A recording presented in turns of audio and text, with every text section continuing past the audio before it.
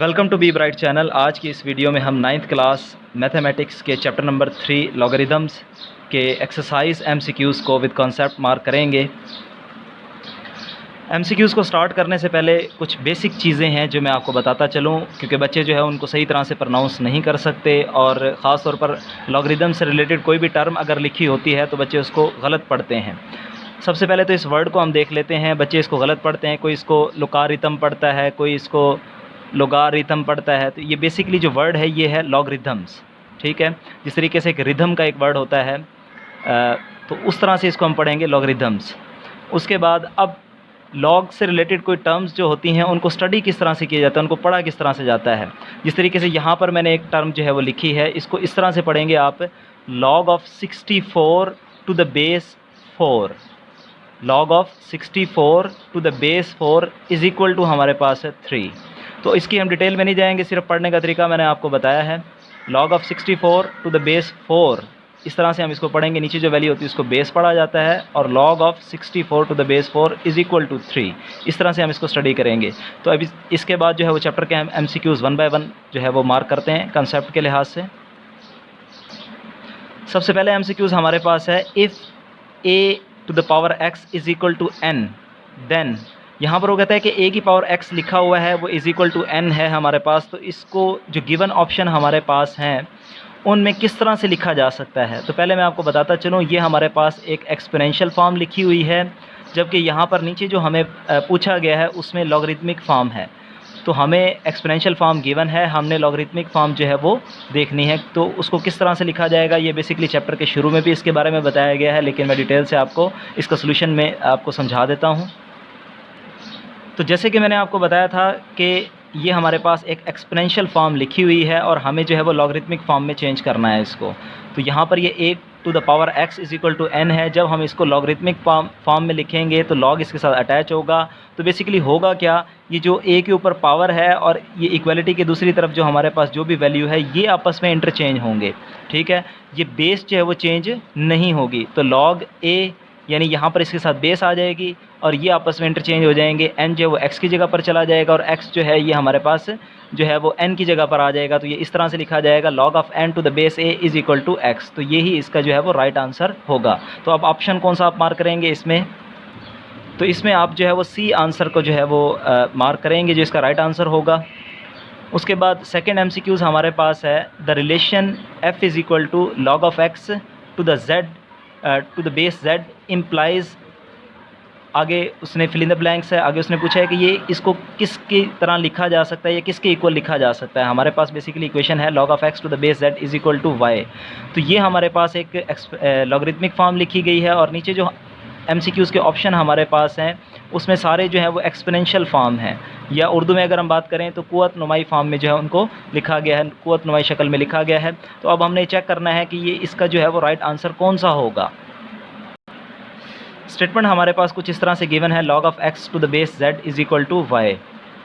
अब जैसे कि मैंने आपको बताया है कि ये हमारे पास एक जो है वो लॉगरिथमिक फॉर्म में लिखा हुआ है। बच्चे थोड़ा सा कंफ्यूज हो जाते हैं क्योंकि यहाँ पर हमने इस तरह से इसको लॉग वाली जो साइड है वो हमारे पास लेफ़्ट साइड पर है, तो हम इसको इस तरह से लिख लेते हैं ताकि आपके समझने में आसानी हो। log of x to the base z is equal to y। अब जैसे यहाँ पर मैंने ऊपर पावर को और इक्वलिटी से दूसरी तरफ वैल्यू को चेंज किया था, बिल्कुल उसी तरह से हम क्या करेंगे, बेस वहीं रहेगी, बेस को आपने चेंज नहीं करना। तो सिर्फ क्योंकि लॉगरिथमिक फॉर्म से एक्सपोनेंशियल फॉर्म में जाएंगे तो ये y हमारे पास जो ये दूसरी तरफ चला जाएगा, उसकी पावर में ऐड होगा, यानी पावर में लिखा जाएगा, जबकि जो x यहाँ पर जो मौजूद है ये दूसरी तरफ इक्वलिटी के दूसरी तरफ हम इसको ले जाएंगे। तो हमारे पास जो वैल्यू बनेगी वो बनेगी z की पावर हमारे पास z to the power y is equal to x। तो इसका जो राइट ऑप्शन हमारे पास होगा बी ऑप्शन को जो है वो आप मार्क करेंगे, इसका राइट आंसर बी होगा। उसके बाद थर्ड MCQs हमारे पास है, the logarithm of unity to any base is, यानी यहाँ पर वो कहता है कि यूनिटी से मुराद जो है वो हमारे पास काउंटिंग का जो नंबर हमारे पास 1 होता है उसकी बात हो रही है। यानी 1 का अगर हम लॉगरिथम लें कोई भी बेस लेते हुए तो उसका आंसर कितना आता है, तो इसका सोल्यूशन मैं आपको दिखाता हूँ। यहाँ पर अब हमने जो है वो log of 1 to the base 10, क्योंकि जैसे उसने कहा था कि आपने यूनिटी यानी 1 का जो है वो आपने log लेना है और कोई भी बेस आप ले सकते हैं, तो उसमें बेस हमने ली है 10। तो अब वो कहता है वो किसके इक्वल होगी, तो अब अगर हम लेट कर लेते हैं यहाँ पर log of 1 to the base 10 जो है वो हमारे पास x के इक्वल है, वो नंबर हमारे पास फ़र्ज़ किया x है। तो अगर यहाँ पर ये लॉगरिथमिक फॉर्म में लिखा हुआ है, इसको एक्सपोनेंशियल फॉर्म में अगर हम लिखेंगे तो जैसे मैंने ऊपर आपको तरीका बताया था कि बेस चेंज नहीं होगी, जस्ट सिर्फ पावर्स और जो इक्वलिटी की तरफ दूसरी जो वैल्यू है वो सिर्फ वो चेंज होगी। तो इसके लिहाज से अगर हम देखें तो हमारे पास जो है बेस ये ऐसे ही रहेगी, हम इसको लॉगरिथमिक फॉर्म से एक्सपोनेंशियल फॉर्म में लिखेंगे ताकि हम ये चेक कर सकें कि इसका लॉगरिथम कितना आएगा, इसकी लॉग की वैल्यू कितनी आएगी।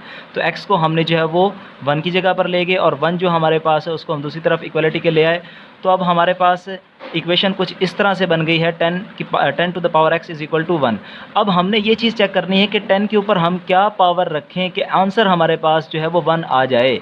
तो इसके लिए मैं आपको बताता चलूँ कि हम किसी भी चीज़ को लेट्स सपोज के a की पावर हम 0 ले लेते हैं। जब किसी चीज़ की पावर जो 0 होती है वो हमेशा किस चीज़ के इक्वल होती है, 1 के इक्वल होती है। तो यहाँ पर हमें जो है वो 10 की पावर 0 लेनी पड़ेगी ताकि इक्वेशन जो है वो ट्रू हो जाए कि 10 की पावर 0 जो है वो 1 के इक्वल आ जाए।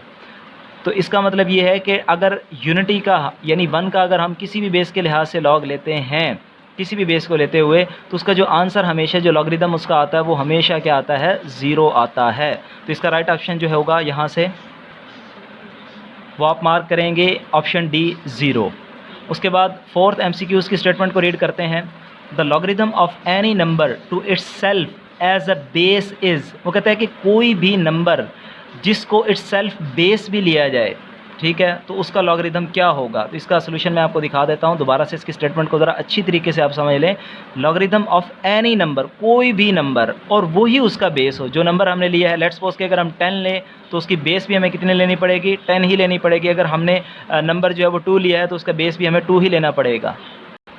अब जैसा कि स्टेटमेंट के मुताबिक मैंने ऐसे ही किया है कि log of 10 to the base 10, यानी जो नंबर हमने ऊपर लिया उसी की बेस हमने ली है, तो वो किसके इक्वल होगा। जैसे कि हमने ऊपर इस क्वेश्चन में सोल्यूशन किया था उसी तरह से हम इसको लेट कर लेंगे। ये लॉगरिथमिक फॉर्म में हमारे पास है, लेट हमने x के इक्वल कर लिया। तो अब क्या होगा, जैसे मैंने आपको बताया था बेस चेंज नहीं होगी भाई, सिर्फ पावर जो है वो इधर और ये जो इक्वलिटी से दूसरी तरफ जो वैल्यू है वो इस जगह पर इंटरचेंज हो जाएंगे। अब यहाँ पर 10 की पावर x और इज इक्वल टू हमारे पास आ गया 10, और ये जहन में रहे ये वाली पावर जो है ये इस तरफ आई है। अब यहाँ पर 10 की power x is equal to हमारे पास 10 है। अब यहाँ पर मैं x की वैल्यू क्या लूँ कि ये दोनों जो है वो इक्वेशन ट्रू हो जाए हमारे पास। तो यहाँ पर अगर मैं 10 की पावर 0 लूँगा तो यहाँ पर 1 हो जाएगा, इधर ये 10 है तो ये बराबर नहीं हो सकती। इसका मतलब 10 की पावर 1 ही हमें लेनी पड़ेगी ताकि 10 जो है वो 10 के बराबर हो जाए, ठीक है। तो इसका मतलब ये है कि log of 10 to the base 10 is equal to हमारे पास क्या होगा, जो ये रेड में मैंने लिखा है ये इसका लॉगरिथम होगा, इसकी लॉगरिथम की वैल्यू होगी, ये इसका आंसर होगा। तो इसका मतलब ये है कि अगर किसी भी नंबर को उसका लॉग लिया जाता है और उसको वही उसकी बेस ली जाती है तो उसका आंसर हमेशा क्या आता है, 1 आता है। तो इसका राइट आंसर जो है वो हमारे पास 1 होगा। ऑप्शन ए को आप मार्क करेंगे। उसके बाद 5th MCQs हमारे पास है log of e is equal to dash. अब यहाँ पर ये हमारे पास है कि वो log e की वैल्यू वो कहता है कि आपने फाइंड आउट करनी है, जबकि e की वैल्यू जो है वो हमारे पास 2.718 अप्रॉक्सीमेटली इतनी है। अब इसके लिए सिर्फ आपने ये करना है, वैसे इसके बारे में थोड़ी सी मज़ीद बात की जा सकती है। 2 तरह का हमारे पास लॉग होता है, एक नेचुरल लॉग होता है और एक हमारे पास कॉमन लॉग होता है। कॉमन लॉग जो है उसकी बेस हमारे पास 10 होती है, जो नेचुरल लॉग हमारे पास होता है उसकी बेस e होती है, जिसकी फ़िक्स वैल्यू हमारे पास 2.718 अप्रॉक्सीमेटली होती है। तो इस बेस में हम नहीं पढ़ते, सिर्फ MCQs के आंसर तक हम रहते हैं ताकि हमें अच्छे से समझ में आ जाए। तो जस्ट आपने क्या करना है, आपने कैलकुलेटर के अंदर लॉग और 2.718 ये आपने लिख लेना है और आंसर आपने इक्वलिटी का जो है वो दबा देना है। तो ये हमारे पास आएगा 0.4342। तो इस लिहाज से जो राइट आंसर हमारे पास बनेगा वो ऑप्शन बी होगा, यही इसका राइट आंसर होगा। उसके बाद 6 MCQs की स्टेटमेंट को रीड करते हैं। The value of log of p divided by q is. अब यहाँ पर मैं आपको बताता चलूँ, log की हमारे पास शुरू में चैप्टर में जो है वो कुछ प्रॉपर्टीज़ या हम उनको log के लॉज भी कह सकते हैं वो दिए गए हैं। तो उसमें से ये 3rd प्रॉपर्टी ऑफ log है। जब अगर कोई चीज़ log में अगर हमारे पास कोई वैल्यू अगर डिवाइड की फॉर्म में लिखी हुई हो तो उसको हम जो है वो माइनस के अंदर या डिफरेंस की फॉर्म में उसको लिख सकते हैं। तो log of p minus log q हम इसको लिख सकते हैं। इसका सोल्यूशन मैं आपको दिखा देता हूँ। अगर कोई वैल्यू हमारे पास लॉग में, जैसे कि मैंने आपको बताया डिवीजन की फॉर्म में लिखी हुई है, तो हम उसको इस तरह से और लिख सकते हैं। लेकिन एक चीज़ और मैं आपको बताता चलूँ, लॉग जो है अगर उसके आगे वैल्यूज़ मल्टीप्लाई या डिवाइड में अगर होंगी तो सिंगल लॉगरिथमिक फॉर्म ये कहलाएगी। लेकिन अगर इसको डिवाइड से माइनस में चेंज करते हैं और मल्टीप्लाई से जो है वो प्लस में चेंज करते हैं। तो जब हम चेंज करेंगे तो जो है वो हमारे पास लॉगरिथम की जो साइन है वो बढ़ जाएगा। किस तरीके से, log p minus log q। तो यहाँ पर अब सिंगल लॉगरिथम फॉर्म जो है वो नहीं होगी, तो इसको इस तरह से लिखा जाएगा। और अगर इससे अगले MCQs के अगर हम देखें तो उसमें इस तरह से वैल्यू हमारे पास लिखी हुई है, तो हम उसको सिंगल लॉगरिथम की फॉर्म में किस तरह से लिख सकते हैं, अगर माइनस में हो तो उसको हम डिवाइड की फॉर्म में इस तरह से चेंज कर सकते हैं। तो ये दोनों ही MCQs इस ऑप्शन के अंदर हमने कवर कर लिए हैं। थोड़ा सा एक्सप्लेन मैं आपको कर देता हूँ। अब तो इसके लिहाज से जो ऑप्शन आप मार्क करेंगे वो ऑप्शन ए होगा आपके पास, log p minus log q। उसके बाद 7th MCQs हमारे पास है log p माइनस q। जैसे कि ये हमारे पास सिंगल लॉगरिथम की फॉर्म में लिखा हुआ था, हमने इसको डिफरेंस की फॉर्म में लिखा था। अब यहाँ पर डिफरेंस की फॉर्म में लिखा हुआ, तो इसको सिंगल लॉगरिथम की फॉर्म में किस तरह से लिखा जाएगा, log p ऊपर आएगा और q नीचे आएगा। तो ये लास्ट डी ऑप्शन जो है इसका राइट आंसर होगा। उसके बाद 8th MCQs हमारे पास है log to the power mn can be written as. इसको किस तरह से लिखा जा सकता है, जिस तरह मैंने आपको यहाँ पर बताया कि ये लॉग की कुछ प्रॉपर्टीज़ या लाज हैं, तो उसी तरह से जो हमारे पास थर्ड प्रॉपर्टीज़ ऑफ जो लॉग हमारे पास है, फोर्थ प्रॉपर्टीज़ ऑफ लाज जो है वो हमारे पास पावर प्रॉपर्टी है, जिसके हवाले से मैं आपको बता देता हूँ। अब जैसे कि ये लॉग की पावर प्रॉपर्टी मैंने यहाँ पर लिखी है, इसको मैं ऊपर समझा भी देता हूँ आपको कि log of a to the power x हम अगर हमारे पास लिखा हुआ हो तो ये पावर प्रॉपर्टी कहलाती है। ये पावर ये लॉग का जो है वो पावर वाला लॉग कहलाता है, लॉ कहलाता है। तो इसमें होता क्या है कि जो पावर है हमारे पास, इसको हम शुरू में ले आते हैं और बाकी वैल्यू जो है वो एज इट इज़ हम लिखते हैं। तो इस लिहाज से अगर हम देखें तो जो पावर हमारे पास ये शुरू में आ जाएगी, तो इसको हम इस तरह से लिख सकते हैं, n शुरू में आ गया हमारे पास log और ये हमारे पास आएगा m। तो इसका राइट आंसर हमारे पास बनेगा। इसमें राइट ऑप्शन के लिए आप जो है वो सी ऑप्शन को मार्क करेंगे, जो इसका राइट आंसर होगा। उसके बाद 9 MCQs हमारे पास है log of a to the base b multiply by log of b to the base c can be written as. तो यहाँ पर मैं आपको बताता चलूँ, ये लॉग का हमारे पास फोर्थ लॉ है, जो कि जिसको चेंज ऑफ बेस फार्मूला भी हम कहते हैं या चेंज ऑफ बेस प्रॉपर्टी भी कहते हैं। इसको दो तरीक़ों से किया जा सकता है, लेकिन आसान तरीके से मैं आपको बता देता हूँ। इसमें आप जो है आसान तरीका ये हो सकता है कि इसमें लॉग को जो है वो दोनों पावर और बेस के लिहाज से आप अलग-अलग कर देंगे इसको, और ऊपर नीचे डिवीजन की फॉर्म में लिखेंगे। वो किस तरह से, log a ऊपर आएगा हमारे पास और log b जो है वो हमारे पास नीचे आ जाएगा। इसी तरह से log b ऊपर आ जाएगा क्योंकि ये ऊपर है और ये नीचे है, तो ये log c हमारे पास आ जाएगा। अगर हम देखें तो ये वैल्यू इसके साथ क्या है, कैंसिल हो जाएगी। तो उसके बाद जो वैल्यू हमारे पास बचेगी वो log ऑफ a और नीचे हमारे पास log ऑफ c हमारे पास बचेगा। तो अगर इस लिहाज से अगर हम देखें तो जो हमारे पास चेंज ऑफ बेस फार्मूला की मदद से जिसकी सम ऑफ फॉर्म जो हमारे पास आएगी वो कुछ इस तरह से आएगी। तो इस तरह से जिसका राइट आंसर बनेगा वो हमारे पास बी ऑप्शन बनेगा, इसको आप मार्क करेंगे। उसके बाद इस चैप्टर का लास्ट MCQs हम स्टडी करते हैं, log of x to the base y will be equal to.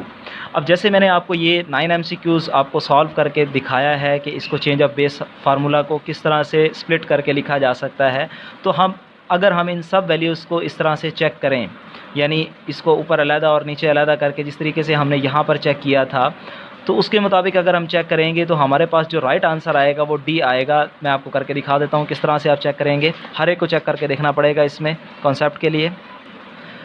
अब क्योंकि वीडियो की लेंथ ज़्यादा ना हो, इसलिए मैंने सिर्फ उसी ऑप्शन को जो हमारे पास राइट ऑप्शन है उसी को मैंने ये सोचा है कि आपको करके मैं दिखा दूँ, ताकि आप उसके मुताबिक बाकी वैल्यूज़ को भी चेक कर सकते हैं। अब यहाँ पर जैसे मैंने आपको बताया था कि इसमें पावर्स को जो है वो सेपरेट करके हम स्प्लिट करके लिखेंगे, log ऑफ x, नीचे हमारे पास log z, और ये हमारे पास डिवीजन की ये बटे की जो शक्ल है इसको हम डिवाइड की फॉर्म में लिख सकते हैं। ऊपर log y, नीचे हमारे पास आ जाएगा जी log z। अब अगर हम देखें तो हमारे पास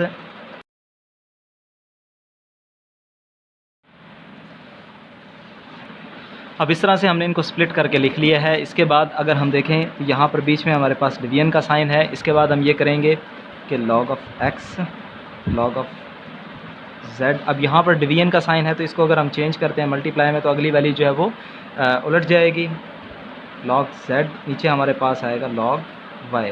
तो ये इसके साथ जो है वो कैंसिल हो जाएगा। तो अब हमारे पास जो वैल्यू बचेगी वो ये होगी इस तरह से, log x, नीचे हमारे पास आएगा y। तो इस लिहाज से यही हमारे पास जो ऑप्शन है ये मैच करता है जो स्टेटमेंट हमारे पास गिवन है उसके मुताबिक log of x to the base y। ये मैं बुक से भी आपको दिखा देता हूँ।